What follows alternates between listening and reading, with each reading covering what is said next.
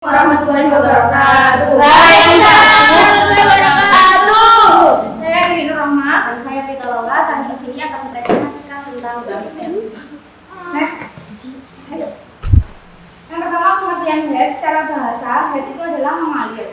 Secara istilah syara, yaitu nama darah yang keluar dari rahim bukan setelah melahirkan dan menjadi kebiasaan pada waktu-waktu yang diketahui. Next slide. Nah, batasan usia head.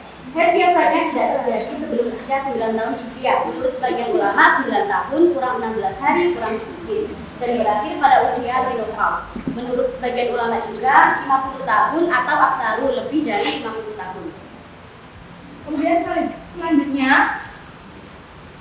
yaitu masa head. Rasulullah bersabda, "Aqallul haidi salah satu ayamin wa aktsaruhu asyra." Jadi paling sedikitnya head itu adalah 3 hari dan paling banyaknya head itu adalah 10 hari. Tapi hadis di atas ini adalah dhaif, jadi tidak dipakai. Kemudian menurut Imam Syafi'i, minimal head itu adalah 1 hari 1 malam dan maksimalnya head 15 hari 15 malam. Dalam kitab lain selain Mufassal, Imam Syafi'i menyebutkan bahwa umumnya head adalah 6 atau 7 hari. Nah, Imam Syafi'i menentukan waktu-waktu ini berdasarkan survei pada wanita-wanita pada zaman itu. Kemudian Imam Malik tidak ada batasan waktu minimal dan maksimalnya berdasarkan ayat wa yas'alunaka 'anil mahid qul huwa adza.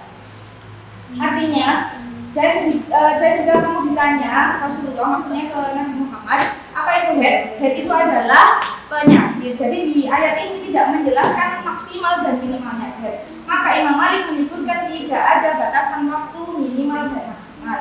Kemudian Imam Hambali, minimal head adalah 1 hari 1 malam. Maksimal head adalah 15 hari 15 malam.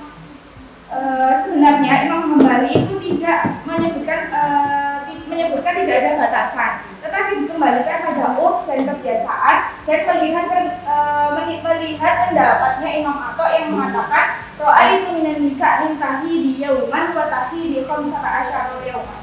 Saya melihat perempuan yang head 1 hari dan head 15 hari. Maka Imam Hambali menyebutkan bahwa minimalnya head 1 hari dan maksimalnya 15 hari. Sebenarnya tapi tidak ada batasan menurut Imam Hambali. Pendapat yang diunggulkan pada masa haid. Menurut Imam Hambali, karena dalam menentukan masa haid perlu melihat pada kebiasaan wanita dalam masa haid dan wajib memperhatikan perbedaan wilayah dan negara. Nah, kalau misalnya beda wilayah dan negara, nah terus pasti otomatis beda makanan yang dikonsumsi, beda suhunya dan juga beda lingkungan. Nah, hal itu menjadikan beberapa sebab perbedaan haid bagi rata-rata wanita di setiap daerah.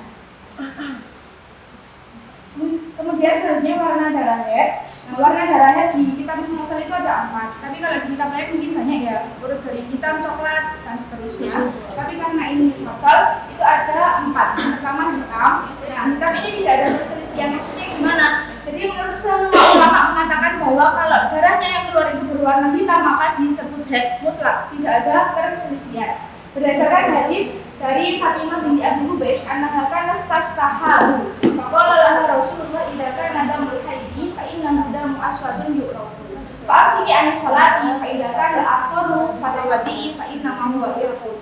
Jadi sini Sayyidah Fatimah itu head. Kemudian Rasulullah bersabda, ketika kamu head dan darah yang keluar itu diketahui berwarna hitam, maka fa'amsiki, jangan lakukan sholat. Maka ketika darahnya berwarna selain hitam, maka berwuduklah karena itu bukan darah head. Jadi di sini hitam itu memang darah head.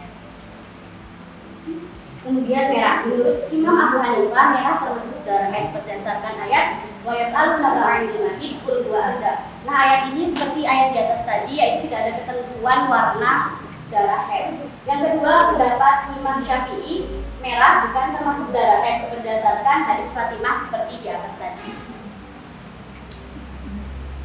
Kemudian yang ketiga, darah keruh antara putih dan hitam. Menurut Imam Abu Hanifah, pada hari akhir head dianggap head dan pada hari awal hari head juga dianggap head. Mungkin kalau sepaham saya yang maksud dengan akhir hari head itu kayak udah mau 15 hari gitu, itu termasuk darah haid meskipun keruh. Jadi kalau belum sampai 15 hari, darahnya masih keruh, belum seputih kapas, itu masih disebut haid. Kemudian kalau hari awal haid, kalau misalnya mau haid udah ada keruh-keruh, itu juga juga disebut haid menurut Imam Abu Hanifah. Dan kalau menurut Imam Abu Yusuf, kalau darahnya keruh itu bukan darah haid. Kemudian darah yang keempat yaitu kuning. Sebagian ulama Hanafi mengatakan jika keluar darah pada awal hari haid maka disebut darah haid. Jika keluar pada hari akhir suci dan bersambung dengan hari haid maka tidak disebut darah haid. Maksudnya gimana? Kalau yang awal itu jika keluar darah pada awal hari haid itu memang udah waktunya haid. Atau maksudnya itu mungkin kayak udah masa sucinya itu udah 15 hari atau lebih. Tapi kalau yang kedua itu ketika keluar pada hari akhir suci dan bersambung dengan hari haid, ini kayaknya belum masa sucinya itu belum 15 hari 15 malam. Jadi kan disebut darah istihadah meskipun itu bersambung dengan hari-hari yang sudah waktunya haid setelahnya. Nah, tapi menurut sebagian ulama Hanafi lain, kalau yang di atas ulama Hanafi ada perbedaan itu, tapi kalau yang di bawah sebagian ulama Hanafi mengatakan jika keluar darah berwarna keruh atau kuning dianggap darah haid secara mutlak. Imam Ibnu Qudamah Hambali berkata, ketika keluar darah berwarna kuning atau keruh pada hari-hari haid, maka dianggap sebagai darah haid. Dan ketika keluarnya setelah hari-hari haid, maka tidak dianggap sebagai darah haid. Kemudian pendapat lain ditetapkan juga oleh Imam Ahmad radhiyallahu an, dikatakan juga oleh Imam Yahya al-Ansari, Imam Malik, Imam As-Sawi, Imam Auza'i, Imam Abdurrahman bin Mahdi, Imam Syafi'i dan Imam Ishaq berdasarkan ayat wa yas'alunaka 'anil mahid qul huwa adza. Nah, ayat ini menjadi pertimbangan di dalam warna darah yang keruh atau kuning, yang mana termasuk darah yang keluar dari farji wanita. Kemudian pendapat lain menurut Imam Malik, darah keruh atau kuning itu termasuk darah haid, baik pada hari haid atau setelah tampak tanda-tanda suci. Intinya keruh, kuning, darah haid. Kemudian sebagian ulama Malikiyah mengatakan bukan darah haid secara mutlak. Sama-sama Imam Malik tapi beda pendapat. Ya, selanjutnya Imam Masyhur, beliau adalah ulama Malikiyah al-Muqtadirin. Menurut beliau, jika keluar pada hari-hari haid maka disebut darah haid. Dan jika tidak, maka dia tidak disebut sebagai darah haid. Menurut Imam Ja'fariyah dalam kitab Nihayah oleh Imam As-Susi, warna kuning pada hari haid dianggap sebagai darah haid. Sedangkan jika pada hari-hari suci tidak dianggap sebagai darah haid.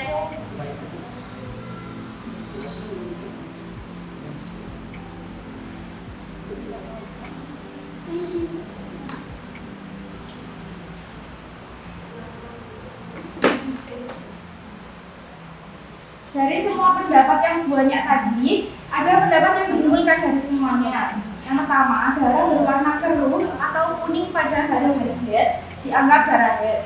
Jika keluar setelah hari-hari haid, maka tidak dianggap darah haid. Maksudnya di sini udah paham? Keluar pada hari-hari haid dan tidak pada hari-hari haid, paham? Jadi kalau keluar pada hari-hari haid itu ya memang waktunya. Kalau misalnya yang bukan ini contohnya kayak belum masa sucinya belum 15 hari tapi udah keluar, itu namanya bukan pada hari-hari haid. Tapi kalau masa sucinya udah 15 hari itu berarti termasuk hari-hari haid. Berarti yang dihitung bukan siklusnya, tapi 15 itu harus malam. Oh enggak, yang siklusnya kebiasaan kalian sih, tapi kalau kalau saya pribadi itu 15 hari suci. Tergantung berdasarkan hadis Ummu Atiyah radhiyallahu an, kami tidak menganggap keluar cairan kuning atau keruh setelah suci sebagai sesuatu. Kemudian dikomentari oleh Imam As-Syaukani bahwa hadis tersebut menunjukkan bahwa keluarnya cairan kuning atau keruh setelah haid bukanlah haid, tetapi pada waktu haid disebut sebagai darah haid. Kemudian di sini haid bagi orang yang jenazah, maksudnya gimana? Jadi maksudnya haid bagi orang yang jenazah itu ketika kita lagi haid, maksudnya pada waktu haid ya darah masih keluar itu tapi juga dalam keadaan junub. Nah, itu gimana mandinya? Nah, ini tidak ada khilafnya di antara ahli ilmu bahwa haid diwajibkan mandi ketika sudah selesai. Jadi kalau haidnya sudah selesai kan wajib mandi. Nah, ini tidak ada khilafnya. Dan jika haid dan dia junub, maka ia tidak wajib mandi. Hanya saja menunggu terputusnya haid baru mandi. Kalau pendapat pertama ini, kalau dia haid, kemudian di tengah-tengah haid dia junub. Nah, itu dia mandi junubnya itu ketika selesai haid double. Jadi niatnya double, niat mandi besar dari junub dan niat mandi besar dari haid. Jadi setelah junub tadi nggak boleh mandi? Bukan nggak boleh. Ini pendapat pertama mengatakan menunggu haidnya selesai baru mandi dua-duanya.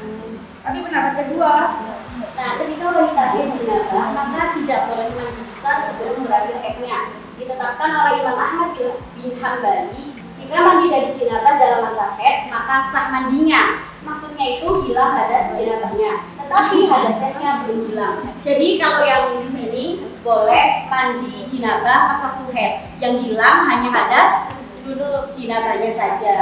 Nanti kalau sudah selesai haid, mandi besar dari hadas Jenabah dan haid. jadi ini boleh pilih kalau misalnya orang junub di tengah-tengah haid boleh milih mandinya pas selesai haidnya atau di tengah-tengah. Nanti setelah haid juga lebih baik. Yang lebih baik adalah selesai haid karena di kitab apa? Ya pokoknya itu ada keterangan kalau waktu masih haid itu anjurannya itu lebih baik tidak mandi besar. Berarti sekalian mandi. Ya, sekalian jadi menggunakan pendapat yang sama. Tapi sebenarnya nggak boleh nggak sih jurusan sesi pertanyaannya nanti ya. Oh iya. kalau komentar Next. benar rektor gitu kan Sudah selesai. Next. ini